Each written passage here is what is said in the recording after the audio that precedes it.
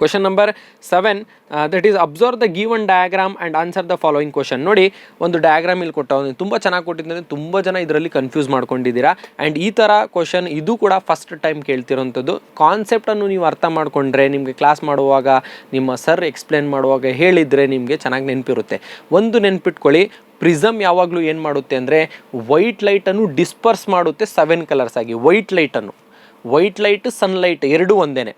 ಮೋನೋಕ್ರೋಮ್ಯಾಟಿಕ್ light ಅಂದರೆ ಅದು ಬೇರೆ. ನೋಡಿ, ಸನ್ಲೈಟ್ ಅಂದರೆ sunlight consist of 7 colours, whereas white light also consist of 7 colours. But monochromatic colour, mono ಅಂದ್ರೆ ಸಿಂಗಲ್, ಮೋನೋಕ್ರೋಮ್ಯಾಟಿಕ್ ಅಂದರೆ ಸಿಂಗಲ್ ಕಲರ್ ಇರುವಂಥದ್ದು. ಅದು 7 ಕಲರ್ಸಲ್ಲಿ ಯಾವುದಾದ್ರೂ ಆಗಿರ್ಬೋದು, ರೆಡ್ ಆಗಿರ್ಬೋದು, ಗ್ರೀನ್ ಆಗಿರ್ಬೋದು, ಯೆಲ್ಲೋ ಆಗಿರ್ಬೋದು, ಯಾವುದಾದ್ರೂ ಆಗಿರ್ಬೋದು. ಬಟ್ ಇಲ್ಲಿ ಏನು ಮಾಡಿದೆ ಅಂದರೆ ವೈಟ್ ಲೈಟೇ ಪಾಸ್ ಮಾಡ್ತಿದ್ದಾನೆ.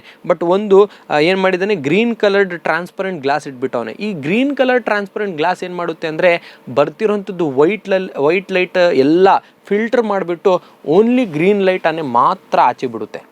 ಸೊ ಈ ಪ್ಲೇಸಲ್ಲಿ ಅನ್ನೋದು ಇದೆಯಲ್ಲ, ಲೈಟ್ ಯಾವುದಾಗಿರುತ್ತೆ ಅಂದರೆ ಗ್ರೀನ್ ಕಲರೇ ಆಗಿರುತ್ತೆ. ಸೊ ಹಾಗಿದ್ರೆ ಡಿಸ್ಪರ್ಷನ್ ಆಗಿ ಪ್ರಿಸಮ್ಮಿಂದ ಆಚೆ ರಿಫ್ರಾಕ್ಷನ್ ಆಗಿ ಆಚೆ ಬರ್ತಿರೋದು ಲೈಟ್ ಏನಾಗಿರುತ್ತೆ? ತುಂಬ ಜನ ವಿಬ್ಗ್ಯೂರ್ ಅಂತ ಬರ್ದಿರ್ತೀರಾ, VIBGUR, ಅಥವಾ ವೈಲೆಟ್ ಅಂತ ಬರ್ದಿರ್ತೀರಾ. ತುಂಬ ಲೀಸ್ಟ್ ಬೆಂಡ್ ಆಗಿರೋದಲ್ವಾ ಸರ್, ಅದಕ್ಕೆ ವೈಲೆಟು ಅಂತ. ನೋ, ಇಲ್ಲಿ ಕಲರ್ ಲೈಟ್ ಆಚೆ ಬರ್ತಿರೋದ್ರಿಂದ ಏನಾಗಿರುತ್ತೆ ಅಂದರೆ ಅದು ನಿಮಗೆ ಗ್ರೀನೇ ಆಗಿರುತ್ತೆ. ಬಿಕಾಸ್ ಸಿಂಗಲ್ ಲೈಟ್ ಇರೋಂಥದ್ದು. ತುಂಬ ಲೈಟ್ ಇದ್ದಿದ್ರೆ, ಅಂದರೆ ವೈಟ್ ಲೈಟ್ ಇದ್ದಿದ್ರೆ ಡಿಸ್ಪರ್ಸ್ ಆಗಿ ನೀವು ಹೇಳೋ ಹಾಗೆ B will be the violet, because ತುಂಬ ಜಾಸ್ತಿ ಬೆಂಡ್ ಆಗಿದೆ. ಅಥವಾ ವಿಬ್ಗ್ಯೂರ್ ಎಲ್ಲ ಕಲರ್ಸ್ ಇರುತ್ತೆ, ಸಿಂಗಲ್ ರೇಯಿಂದ ತೋರಿಸಿದ್ದಾರೆ. ವಿಬ್ಗ್ಯೂರ್ ಅಂತ ಬರೆದ್ರೆ ಕರೆಕ್ಟ್ ಇರುತ್ತೆ. ಯಾವಾಗ ಅಲ್ಲಿ ಮಧ್ಯದಲ್ಲಿ ಗ್ರೀನ್ ಕಲರ್ಡ್ ಟ್ರಾನ್ಸ್ಪರೆಂಟ್ ಗ್ಲಾಸ್ ಅವ್ನು ಇಟ್ಟಿರಲಿಲ್ಲ ಅಂದರೆ ಅದು ಕರೆಕ್ಟ್ ಇರ್ತಿತ್ತು. ಬಟ್ ಅವ್ನು ಇಟ್ಟಿರೋದ್ರಿಂದ ಗ್ರೀನ್ ಲೈಟೇ ಬರೋದ್ರಿಂದ ಏನು ಕೂಡ ಗ್ರೀನೇ, Bನೂ ಕೂಡ ಗ್ರೀನ್ ಕಲರೇ ಆಗಿರುತ್ತೆ. ತುಂಬ ಜನ ಇದರಲ್ಲಿ ಕನ್ಫ್ಯೂಸ್ ಆಗಿ ಮಿಸ್ ಮಾಡ್ಕೊಂಡಿರ್ತೀರ, ಮಾರ್ಕ್ಸ್ ಹೋಗಿರುತ್ತೆ. ಬಟ್ ನೋಡಿ, ಈ ಕಾನ್ಸೆಪ್ಟ್ಸನ್ನು ನೀವು ತಿಳ್ಕೊಬೇಕು. ಜಸ್ಟ್ ಬೈ ಹಾರ್ಟ್ ಮಾಡೋದಲ್ಲ.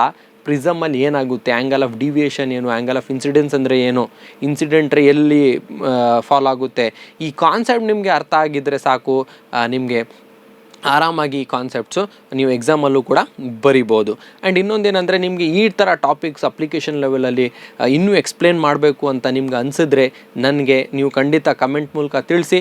ಕಮಿಂಗ್ ವಿಡಿಯೋ ಅಲ್ಲಿ ಒಂದೊಂದು ಟಾಪಿಕ್, ಯಾವ ಟಾಪಿಕ್ ಬಗ್ಗೆ ಪರ್ಟಿಕ್ಯುಲರ್ ಆಗಿ ನಿಮಗೆ ಡೌಟ್ ಇದೆ, ಫಿಸಿಕ್ಸಲ್ಲಾಗಿರಲಿ, ಕೆಮಿಸ್ಟ್ರಿ, ಬಯೋ ಅಲ್ಲಿ, ಆ ಟಾಪಿಕನ್ನು ನಾನು ನಿಮ್ಮ ಮುಂದೆ ಇಡ್ತೀನಿ. ಮತ್ತು ಇನ್ನೂ ಸುಲಭ ರೀತಿಯಲ್ಲಿ ನಿಮಗೆ ಅರ್ಥ ಆಗೋ ರೀತಿಯಲ್ಲಿ ನಾನು ಹೇಳ್ಕೊಡ್ತೀನಿ.